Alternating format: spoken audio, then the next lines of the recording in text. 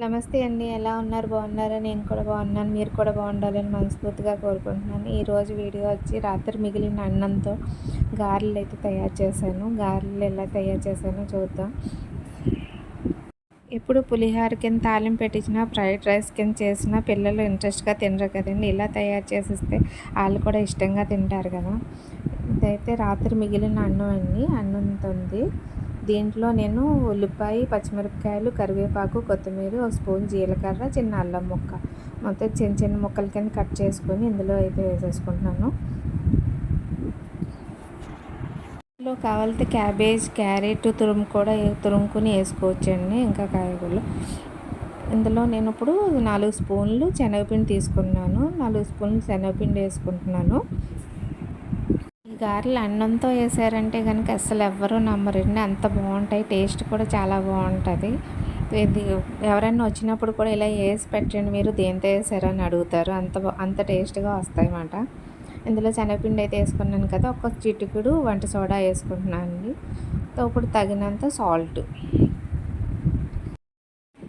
వేసేసుకున్నాక బాగా మెత్తగా కలుపుకోవాలి. అందులో నీరు ఉంటుంది కదండి, అన్నంలోని ఉల్లిపాయలో నీరు ఉంటుంది కాబట్టి ఆ నీరుతో కలిసిపోతుంది. ఒకవేళ బాగా కలిపితే కొద్దిగా నీళ్ళు జల్లుకుంటూ వేసుకోవాలి. ఒక 2 స్పూన్లు ఆయిల్ కూడా వేసుకుంటున్నాను. ఆయిల్ వేసుకుంటే ఏంటంటే కొంచెం మనకి కలుపుకునేటప్పుడు సాఫ్ట్గా కూడా వస్తుంది వేసుకోవడానికి గారెలు అయ్యి. అందుకని కొద్దిగా ఆయిల్ 2 స్పూన్లు ఆయిల్ వేసాను. నీళ్ళకి బదులు పెరుగు కూడా వేసుకోవచ్చండి. పెరుగు కూడా వేసుకొని కలుపుకోవచ్చు. మనకి సాఫ్ట్గా కూడా వస్తాయి గారెలు పెరుగు వేసుకుంటే. నా దగ్గర పెరుగు లేదని నేను నీళ్ళు వేసుకుని మళ్ళీ కలుపుకుంటున్నాను.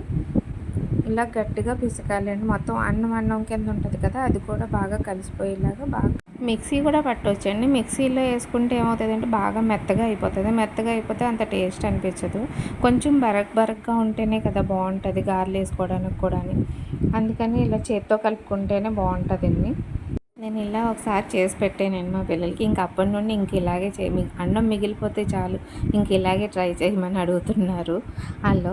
ఇంకా అన్నం పులిహోర చేసినా తినరు, లేకపోతే మజ్జిగలో వేసి ఇచ్చినా తినరు. ఇలా ఫ్రై చేసి ఇస్తే మటుకు ప్లేట్ మొత్తం ఖాళీ చేసేసి పెడతారు.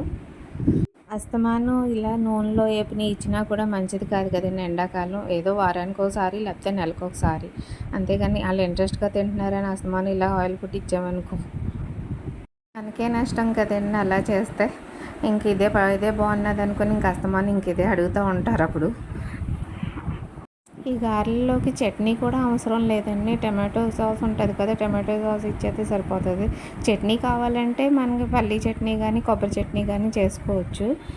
చట్నీలతో కూడా బాగానే ఉంటుంది. పొద్దున్న బ్రేక్ఫాస్ట్ కింద మంచి సూపర్ బ్రేక్ఫాస్ట్ అని అంటారు. ఇది చేసి పెడితే చాలా బాగుంది. గారెలు చూస్తుంటే సేమ్ మినప్పిండితో చేసినట్టు ఉన్నాయి కదండి. నోరు ఊరిపోతుంది కదా, అంత టేస్ట్గా ఉంటాయి. టేస్ట్ కూడా సూపర్గా ఉంటుంది. కొంచెం పిండి అయితే నేను ఇలా పకోడీలాగా వేసానండి. ఇలా గారెలు మీరు కూడా ట్రై చేసి ఎలా వచ్చిందో కమెంట్ చేయండి. వీడియో నచ్చితే కనుక ప్లీజ్ చిన్న లైక్.